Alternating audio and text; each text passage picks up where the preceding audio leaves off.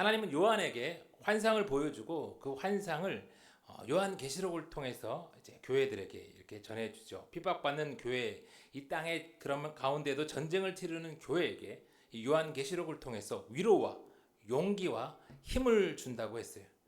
그래서 요한계시록은요, 일곱 인, 일곱 나팔, 일곱 대접의 순으로 이 땅을 향한 하나님의 무서운 심판이 계속해서 쏟아지지만 그 가운데 계속해서 그 땅의 교회를 향한 구원의 메시지가 함께 들어있다고 했습니다. 이제 요한계시록도 막바지에 접어들고 있는데요. 오늘 우리가 읽은 이 20장 말씀은 해석에 있어서 수많은 논란이 있고 또 여기에서 온갖 이단과 사이비들이 다 쏟아져 나온 그런 말씀입니다.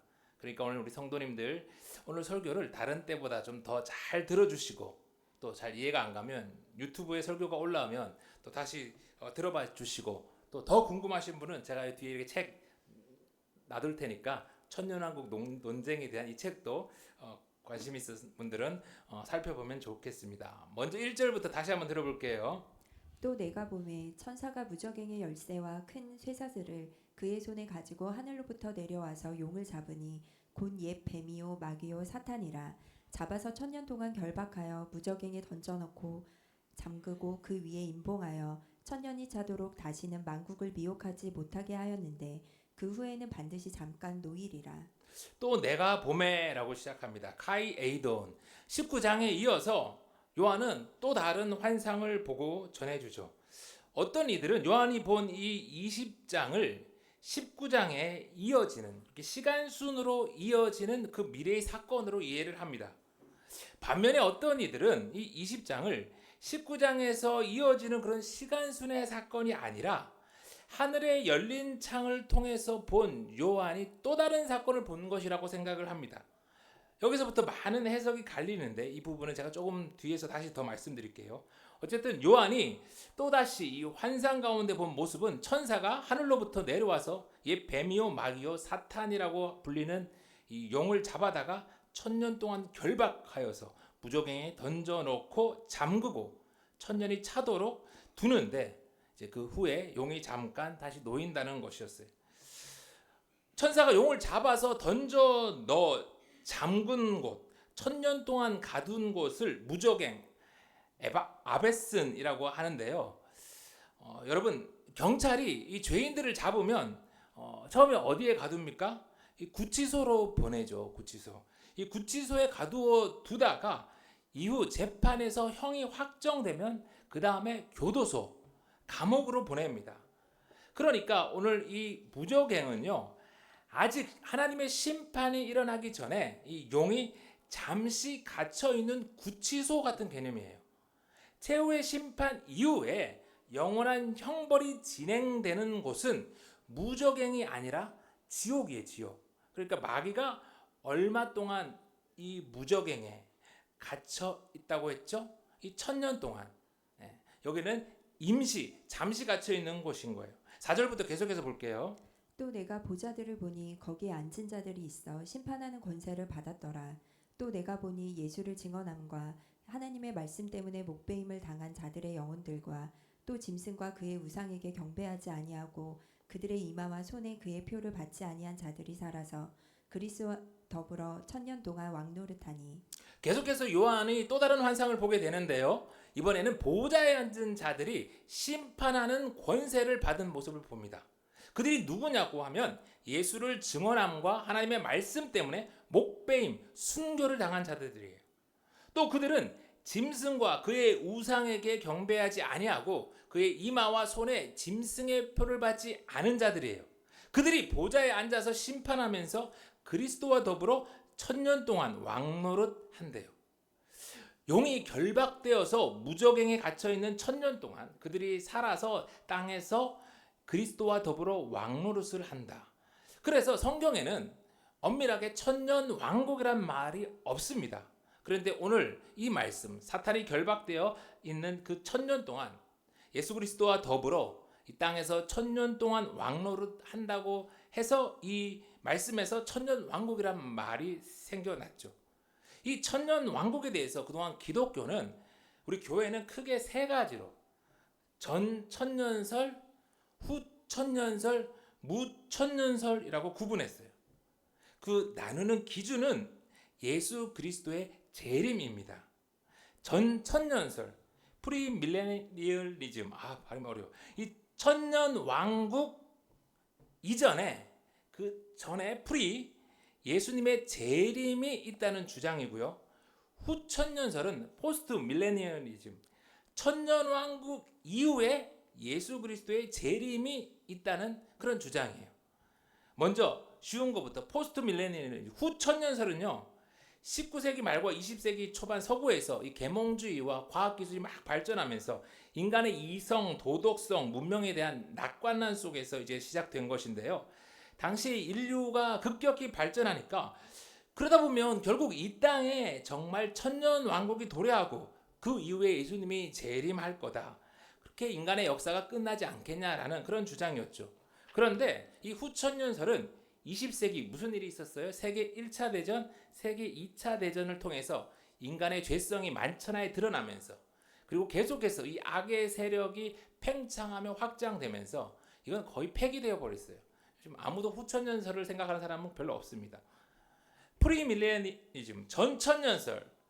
이 요한계시록 19장의 말씀대로 예수 그리스도가 재림해서 사탄의 세력을 다 무찌른 다음에 오늘 20장 말씀대로 1000년 동안 그리스도인들이 왕노릇하는 세상이 펼쳐진다는 주장이에요. 특히 우리 한국에 아주 많이 퍼져 있는 이 세대주의적 전천년설은 인간의 역사를 7세대로 이렇게 나누면서 역사의 종말에 있을 큰 전쟁, 대환난, 7년 대환난, 휴거 이런 것들을 강조해요. 그러면서 이 요한계시록의 이 전개를 문자 그대로 시간 순으로 이해를 하는 거죠. 그런데 저는 이미 여러 번 이 계시록은 미래에 일어날 일이 시간 순으로 기록된 것이 아니라고 말씀을 드렸어요. 여기저기 이 열린 하늘의 창, 문들을 통해서 하나님이 요한에게 미래에 있을 다양한 모습들을 보여주었고 그 사건들을 요한이 이렇게 기록했다. 꼭 시간 순으로 된 것은 아니라고 말씀을 드렸어요. 7인의 심판이 끝나면 잠시 쉬었다가 7나팔의 심판이 다시 시작되고 또 그게 끝나면 7대접의 심판이 시간 순으로 이 땅에 막 쏟아지는 게 아니라 나선형처럼 이 7인 안에 막바지에 또 뭐가 있다고 했어요? 7나팔의 심판이 이어지고 그리고 그 7나팔의 마지막에 또 뭐가 시작된다고 했어요? 7대접의 환난이 시작된다라고 말씀드렸잖아요. 그러니까 이것은 마지막 때 이 땅에 있을 하나님의 심판을 7인, 7나팔, 7대접으로 계속 반복해서 묘사하므로 하나님의 심판이 이 땅에 완전히 반드시 꼭 일어난다는 것을 말하는 것이고 이 하나님의 심판을 하나님이 하늘에 열린 창을 통해서 다양한 모습으로 보여주시고 우리에게 알려주시는 그런 말씀이라고 했죠. 그러니까 오늘 이 20장 말씀도 19장에 이어서 시간 순으로 그냥 미래에 일어날 일이라는 그런 전천년주의자들의 이 주장에는 저는 동의하지 않아요. 무엇보다 이 전천년설은요, 예수님이 이미 재림하셔서 사탄을 무찌르셨는데 그 다음에 무슨 또 휴거가 필요하겠어요? 그리고 왜 예수님이 재림해서 사탄을 다 물리쳤는데 1000년이나 이 땅에서 땅의 왕국을 이어가냐는 문제에 대해서 명확한 답을 하지 못해요. 성경은요, 한결같이 예수님의 단 한 번의 완전한 재림과 그리고 이어질 심판, 그리고 심판 이후에 새하늘과 새 땅이 온다고 말하죠. 그래서 예전에는요, 휴거, 7년 대환난, 1000년 왕국 때문에 두려워하면서 신앙생활을 하는 이들이 특히 우리 한국에는 대단히 많았는데 요즘에는 거의 사라졌어요. 서구에는 별로 없대요. 우리 교단과 또 우리가 속한 교회, 우리 교단과 우리 교회가 옳다고 믿는 그 주장은요, 에이밀레니얼리즘, 무천년설이라고 해요. 무천년설. 문자 그대로 이 그 천년 왕국이 없다는 의미는 아니고요. 천년을 문자 그대로의 천년의 시간으로 이해하는 게 아니라 긴 시간이라고 이해를 하는 거예요. 요한계시록의 대부분 이 숫자가 상징을 의미하는 것처럼 14만 4천 그러면 14만 4천 명의 구원받은 사람들이 딱 정해져 있다는 게 아니라 12 곱하기 12 곱하기 뭐 1000 막 이렇게 제가 말씀드렸잖아요. 무수히 많은 구원받은 하나님의 백성을 뜻하고 666 하면 이 그 네론 케사르 로마 황제를 이렇게 상징하는 것이라고 그 게마트리아 용법으로 그렇게 요한계시록이 말했던 것처럼 오늘 이 천년 왕국도 딱 AD 1년부터 AD 1000년까지의 이런 천년의 왕국이 아니라 긴 시간을 상징하는데 특별히 우리 교회는 어떻게 이해하냐면 예수님의 초림과 예수님이 다시 오시는 이 재림까지의 전체의 역사 이 시간을 천년 왕국이라고 생각하는 거예요. 여기까지. 아멘. 그런데 여러분 이 1절을 다시 한번 보면요. 천사가 무저갱이 열쇠와 큰 쇠사슬을 가지고 하늘로부터 내려와서 용을 잡아 천년 동안 결박을 시켰다 해요. 여러분 계시록에서 이 천사는 이 큰 용 사탄을 결박시킬 만큼 강하지 않았는데 오늘은 이번에는 어떻게 하늘부터 내려와서 이 사탄을 확 결박시킬 수 있었을까요? 무슨 일이 있었기에? 네, 창세기 3장 15절을 들어볼게요. 내가 너로 여자와 원수가 되게 하고 내 후손도 여자의 후손과 원수가 되게 하리니 여자의 후손은 내 머리를 상하게 할 것이요 너는 그의 발꿈치를 상하게 할 것이니라 하시고 창세기에 하나님께서 약속하신 대로 여자의 후손 예수 그리스도가 이 땅에 오셔서 십자가에 죽으시고 부활하심으로 큰 용 옛뱀 사탄의 머리를 완전히 박살내셨어요. 그래서 가능해진 거예요. 그래서 이 힘을 잃은 사탄을 결박해 묶어놓을 수 있게 된 거죠.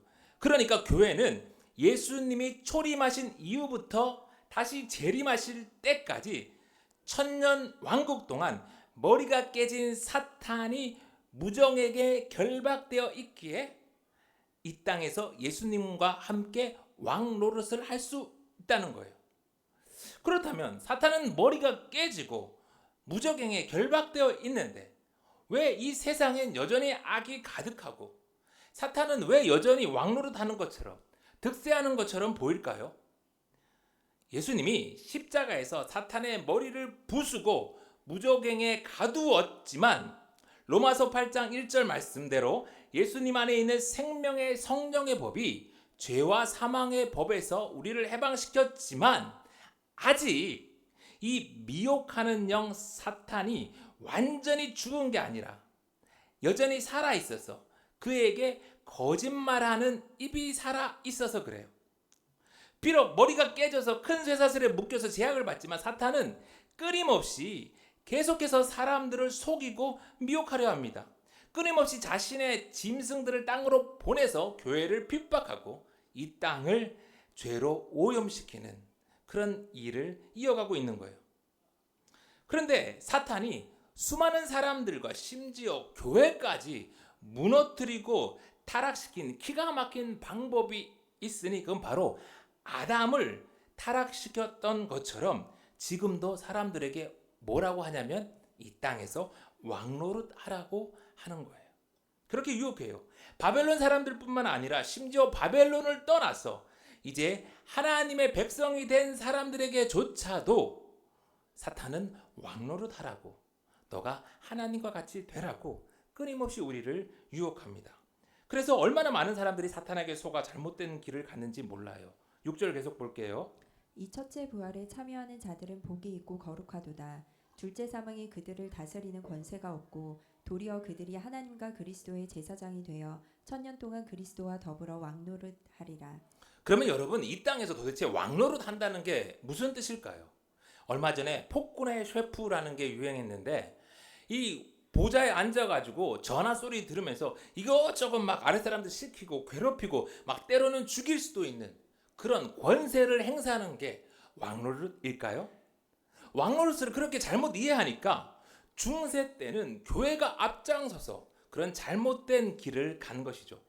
그런 건 마귀가 원하는 왕 노릇이지 성경이 말하는 예수님과 함께하는 왕 노릇이 아니에요. 여러분, 처음 이스라엘에는 왕이 있었어요, 없었어요? 없었습니다.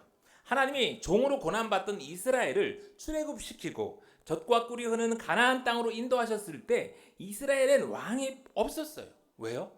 야훼 하나님이 왕 되셨으니까. 인간 왕은 따로 필요가 없었어요. 그런데 시간이 지나면서 이스라엘 사람들은 왕을 요구했죠.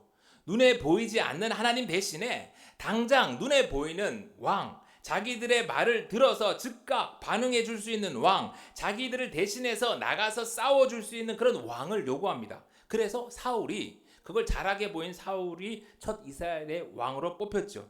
그런데 여러분, 이스라엘 왕이 할 일이 무엇이라고요? 이스라엘 백성들을 대신해 전쟁에 나가서 앞장서서 싸우는 것이라 했어요. 자기 백성들을 적으로부터 구해내는 게 백성들이 왕에게 기대하는 것, 왕의 역할이라고 했어요. 그러니까 오늘 1000년 동안 그리스도와 더불어 왕노릇 한다는 말의 의미는 우리가 기대하는 것처럼 폭군으로 막 1000년 동안 이렇게 다스린 그런 게 아니라 예수님이 다시 오실 때까지 교회가 예수님과 함께 예수님을 대신해 전쟁에 앞장서 나가 사탄과 싸우는 거예요. 하나님의 백성들을 죄와 사망으로부터 구해내는 게 바로 왕노릇이에요. 아멘. 두 번째, 예수님과 함께 왕노릇 하는 것은 무엇이냐면 백성들을 심판하고 다스리는 거예요. 그런데 여러분, 이스라엘의 첫 번째 왕 사울은 왕이 된 후에 그러지 못했어요. 다른 이방 나라의 왕들처럼 군림하는 자가 되어서 하나님의 뜻대로 심판하고 다스리지 않았어요. 그래서 하나님은 사울을 대신해서 다윗을 새롭게 왕으로 세워서 그 왕노릇을 하게 했죠. 사무엘하 15장 11절. 다윗이 온 이스라엘을 다스려 다윗이 모든 백성에게 정의와 공의를 행할세. 그래서 다윗은 사울과 다르게 정의와 공의로 백성들을 심판하고 다스립니다. 그런데 다윗이 잘했지만 우리가 다 알다시피 시간이 지르며 다윗도 실수하고 타락하잖아요. 다윗도 완전하지 못했어요. 다윗조차도 이 땅에 오실 진정한 왕의 모형일 뿐 다윗도 온전하지 못했어요. 그래서 하나님은 이 땅에 완전한 왕을 보내시기로 하셨죠. 예레미야 23장 5절. 여호와의 말씀이니라. 보라, 때가 이르리니 내가 다윗에게 한 의로운 가지를 일으킬 것이라. 그가 왕이 되어 지혜롭게 다스리며 세상에서 정의와 공의를 행할 것이며.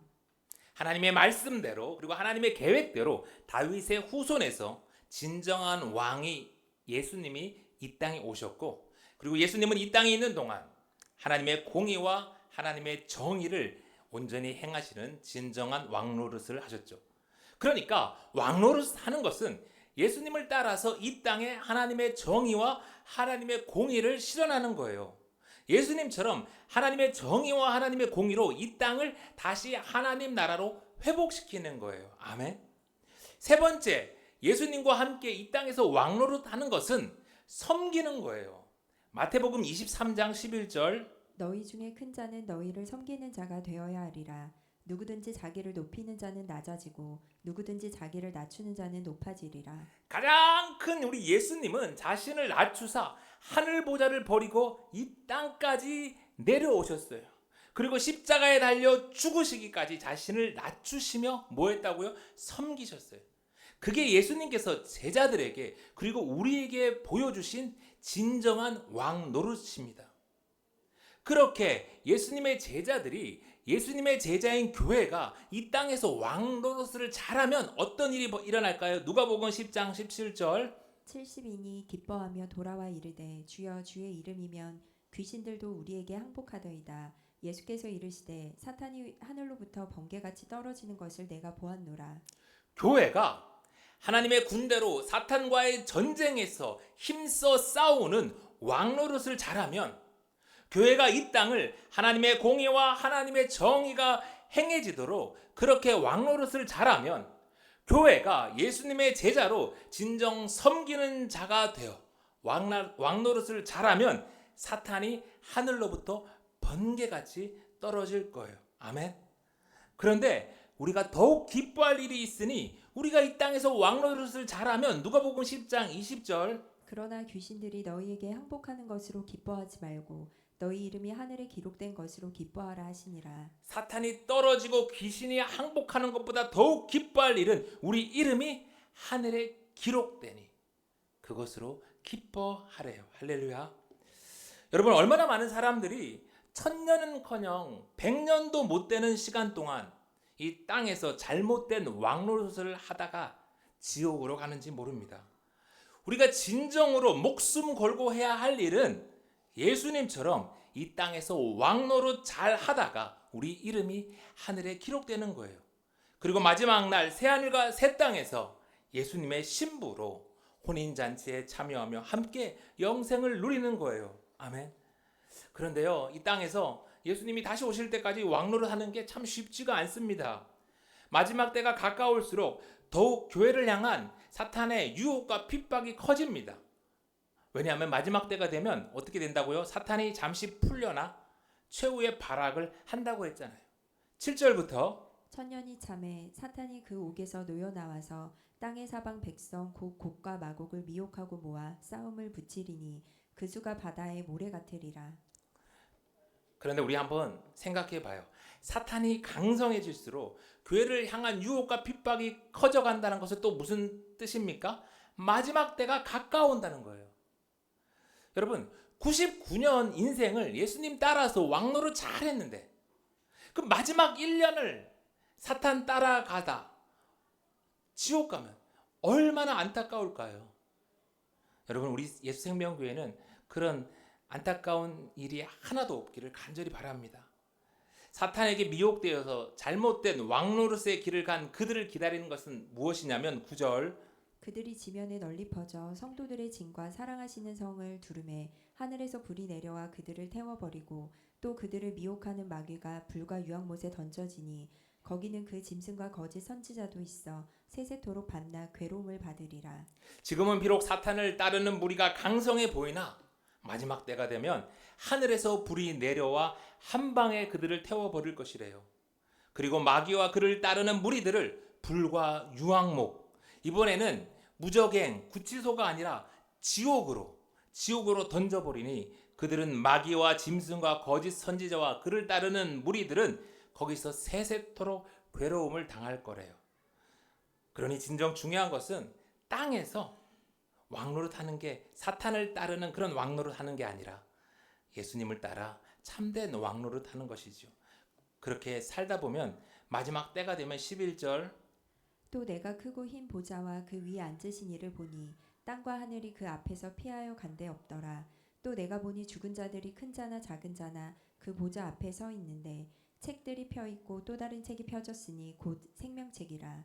죽은 자들이 자기 행위를 따라 책들에 기록된 대로 심판을 받으니 하나님의 보좌 앞에서 각자가 그 각자의 행위가 기록된 책에 따라서 심판을 받을 때 각자의 이름이 생명책에 반드시 기록되어 있어야 합니다. 그때 무슨 기준으로 심판을 받는다고요? 각자 자기의 행위를 따라 땅에서 어떤 왕노릇을 했냐는 거예요. 사탄을 따라가는 왕노릇을 했는지 예수님을 따르는 그런 왕노릇을 했는지. 종종 사람들은 땅에서 왕노릇 하면서 잘 살다 죽으면 끝이지 다음이 어딨냐 라면서 거침없이 사탄의 길을 따라갑니다. 사탄의 거짓말에 속고 또 땅의 쾌락에 속아서 스스로를 속여요. 그런데 여러분, 죽음으로 모든 게 끝이 나면 뭐 그래도 됩니다. 그러나 성경은 결코 그렇지 않다라고 말을 하죠. 죽음은 끝이 아니라 시작이래요. 13절 바다가 그 가운데에서 죽은 자들을 내주고 또 사망과 음부도 그 가운데에서 죽은 자들을 내주매 각 사람이 자기의 행위대로 심판을 받고 사망과 음부도 불못에 던져지니 이것은 둘째 사망 곧 불못이라. 누구든지 생명책에 기록되지 못한 자는 불못에 던져지더라. 땅과 바다가 사망과 음부가 마지막 날이 되면 죽은 자들을 다 내어준대요.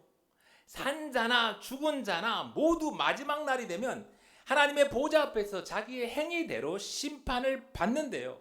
그때 생명책에 기록되지 못한 자들은 사탄과 함께 사망과 음부와 함께 꺼지지 않는 불못 지옥에 던져진대요. 죽음은 끝이 아니라 죽음과 함께 상과 벌이 시작되는 거예요. 사망도 함께 던져지기에 그곳은 영원히 고통받는 곳, 죽을 수도 없는 거예요. 그러니 어떻게 살아야 합니까? 힘을 다해서 예수님을 따라 이 땅에서 왕노릇하며 살다 생명책에 기록되어야 해요. 그러니 땅에서 사탄을 따라 왕노릇하지 못해도 하나도 억울해할 것 없습니다. 속상해할 것 없습니다. 조금만 기다리면, 조금만 견디면 하나님이 모든 것을 공의롭게 심판하실 것이니까요. 이제 말씀을 마칩니다.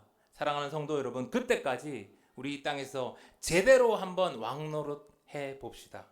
죽어가는 영혼들을 살리는 전쟁에 앞장서 싸우는 우리 예수생명교회, 이 땅을 하나님의 공의와 정의로 회복시키는데 누구보다 애쓰는 예수생명교회, 큰 자나 작은 자나 낮은 모습으로 예수님을 따라서 섬기는 우리 예수생명교회, 그렇게 마지막 날까지 하루하루 예수님을 따라 왕노릇 하다가 천년 왕국을 넘어서 영원한 천국에서 주님과 함께 영생하는 저와 여러분이 다 되기를 간절히 소망합니다.